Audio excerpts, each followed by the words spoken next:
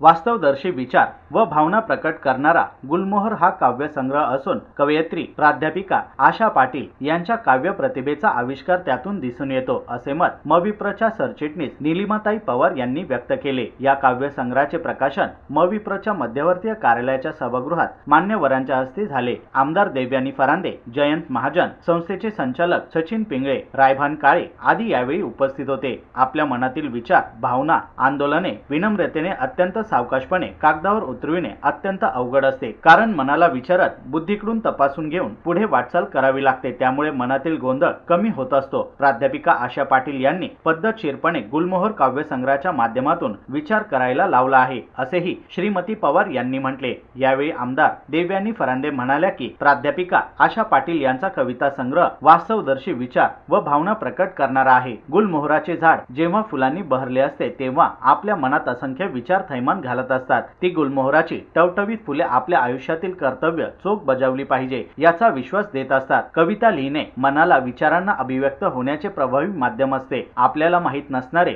कंगोरे कोपरे कवितेतून सहज सापडतात। इंग्रजीच्या प्राध्यापकाने मराठी कविता करणे स्तुत्य असल्याचेही आमदार फरांदे यांनी सांगितले। गुलमोहर या काव्यसंग्रहाचे प्रकाशन मान्यवरांच्या हस्ते करण्यात आले। यावेळी प्राध्यापिका आशा पाटील यांनी या काव्यसंग्रहाबद्दल सविस्तर माहिती दिली। यावेळी प्राचार्य डॉक्टर विजय मेदने, प्राध्यापिका सुनीता आडके यांनी मनोगत व्यक्त केले। वैशाली प्रकाशनाचे विलास पोद्दार, शिक्षणाधिकारी प्राध्यापक डॉक्टर SK शिंदे, प्राध्यापक डॉक्टर काजळे, माणिकराव गोडसे, रश्मी पाटील, प्रियंका पाटील, गोकुळ लोखंडे आदी यावेळी उपस्थित होते। कवी रवींद्र मालुसकर यांनी सूत्रसंचालन केले। उद्योजक विनोद पाटील यांनी आभार मानले।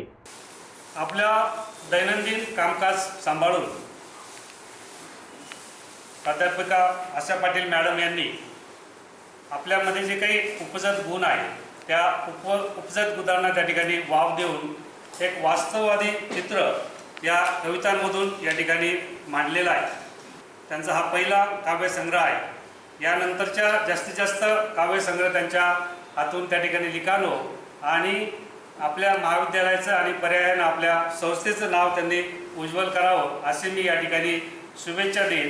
आजकाल त्रिवेणी संगम म्हणावा, निलिमाताई मॅडम आहेत, फरांदे मॅडम आहेत, आडके मॅडम आहेत, ह्या सन्मानित असणाऱ्या कर्तृत्ववान स्त्री शक्तीच्या मार्फत माझ्या पुस्तकाचा शुभारंभ होत आहे। माझं पहिलंच काव्यसंग्रह आहे आणि माझ्या आयकॉन असणाऱ्या मॅडमच्या हस्ते याचं उद्घाटन होते। त्याच्याबद्दल मला खरोखर मनस्वी आनंद होतोय। काही क्षण आपल्या आयुष्यातले असतात की जे मोरपिसासारखे जपून ठेवा असे वाटतात मनाच्या कुपीमध्ये, त्याच्यातलाच हा एक क्षण आहे असं मला वाटतं।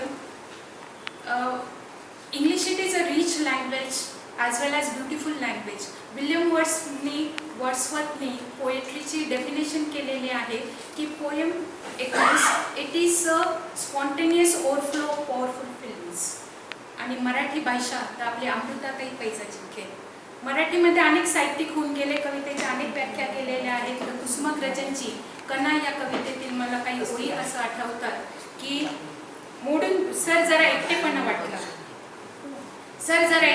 वाटला, मोडून पडला संसार पण मोडला नाही कणा, पाठीवरती हात ठेवून फक्त लढ म्हणा, पाठीवरती हात ठेवून फक्त लढ म्हणा। आणि ताईंच्या हस्ते माझ्या पुस्तकाचं प्रकाशन म्हणजे ही एक प्रकारची मला सकारात्मक ऊर्जा आहे।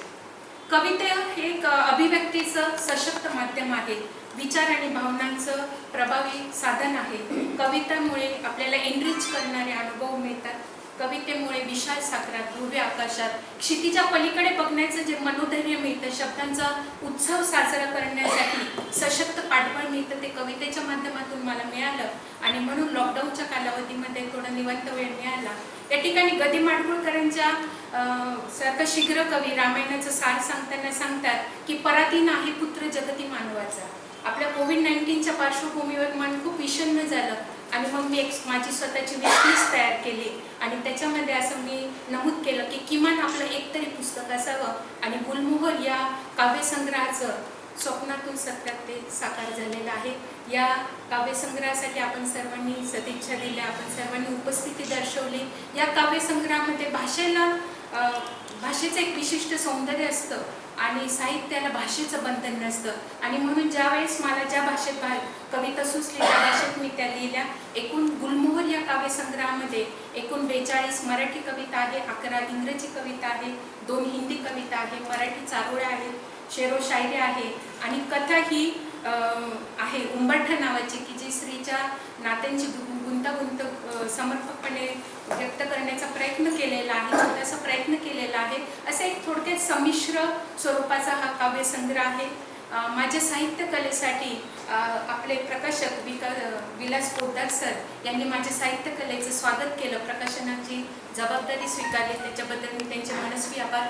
त्याचप्रमाणे मराठीच्या ज्येष्ठ कवयित्री सुमती पवार मॅडम यांनी पण मला वेळोवेळी प्रोत्साहन दिलं. आजच सकाळी त्यांचा फोन येऊन गेला, प्रकृती अस्वास्थ्यामुळे ते येऊ शकले नाही, परंतु त्यांनी माझ्या कवितेसाठी प्रोत्साहन दिलं, प्रस्तावना देखील लिहिली आणि त्यांचं मार्गदर्शन देखील खूप बहुमूल्याचं आहे. त्याचप्रमाणे या काव्यसंग्रहाचं प्रकाशन होण्यासाठी आमच्या कॉलेजचे दीपस्तंभ, मोठे आधार स्तंभ असणारे आमच्या कॉलेजचे प्राचार्य डॉक्टर विजय मेघने सर यांनी खूप मला मोलाचं मार्गदर्शन दिलं, प्रोत्साहन दिलं. आणि ही जी सकारात्मक ऊर्जा जर पाठबळी असते तर माणूस आपण अजून उत्साहाने अधिक जोमाने काम करू शकतो असा मला आशावाद वाटतो. त्याचप्रमाणे आडके मॅडम तर त्या आमच्या खूप जुने ऋणानुबंध आहे आणि कायम चांगल्या गोष्टीसाठी प्रोत्साहन देत असतात. आणि या ठिकाणी माझ्या मुखपृष्ठासाठी स्मृती आहे, माझी भाची आहे, तर तिने सुद्धा पुस्तकामध्ये काही चित्रांचा समावेश केलेला आहे. आणि माझ्या एकंदरीत काव्यसंग्रहाचं स्वप्नातून सत्यात साकार होण्यासाठी माझे मिस्टर विनोद पाटील हे अभियांत्रिकी क्षेत्रातले आहे, यंत्रामध्ये रमणारा माणूस, तरीही माझ्या साहित्य कलेला ते प्रोत्साहन देतात. त्यांनी देखील मला प्रोत्साहित केलं. तसेच माझ्या 2 कन्या कुमारी रश्मी आणि कुमारी प्रियंका यांनी देखील खारीचा वाटा देऊन माझ्या या साहित्य कलेच्या प्रवासात योगदान दिलेलं आहे. या सर्वांचे मी मनस्वी आभार मानते. 2 विषयांमध्ये एम.ए. केलं, मराठीमध्ये आणि इंग्लिशमध्ये. असं फार कमी वेळा बघायला मिळतं की मराठी आणि इंग्रजी अशा दोन्ही विषयांमध्ये प्रावीण्य असणं आणि त्याच्यामध्ये पोस्ट ग्रॅज्युएशन असणं. आणि त्यानंतर कोरोनाच्या कालावधीमध्ये काय करावं असं लोक सगळेजण वैतागायचे की काय आता कामच नाही. पण अशा कालावधीमध्ये काही लोकांनी आपली संधी शोधली आणि त्या संधीचं सोनं करत एक चांगला काव्यसंग्रह आज त्यांनी समाजाच्या पुढे आज पदार्पण केलेला आहे. त्याचं प्रकाशन आपल्या आदरणीय निर्मात्यांच्या हस्ते झालेलं आहे. मी त्यांचं मनापासून अभिनंदन करते की आपण प्राध्यापिका असल्याबरोबर म्हणजे शिकवणं आणि त्याच्यावरती लेखन करणं त्यामागं, आणि लेखन देखील कविता संग्रहाचं लेखन करणं ही तशी खूप अवघड गोष्ट आहे. आणि ती आपण तुमच्या ह्या प्राध्यापिकेच्या पेशामध्ये काम करत असताना ह्या पुस्तक प्रकाशनाच्या निमित्ताने केलेली आहे.